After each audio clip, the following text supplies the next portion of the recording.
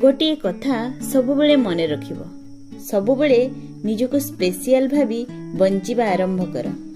कारण भगवान काहारी को हेले भी फालतू बा अदरकारी भाबी तैयारी नाहंती। से किछि ना किछि गुण देई हमको तैयारी करछंती, दुनिया को किछि कारण पई पठाइछंती। तुम भितरे मध्य एमिति किछि ना किछि गुण निश्चित अछि जहाँ अन्य ठारू तुमको अलगा करिथाय। निज क्वालिटी को चिन्ह आउ ता सह आगको बढ़िबा को चेष्टा कर। जीवनर सबुठारू बड़ दुख एहा नुहे जे अन्य माने तुमको चिन्हि पारु नाहंती, बुझी पारु नाहंती, किंतु सबुठारू बड़ दुख एहा जे आमे निजे निजको बुझिबा पई डरुछु।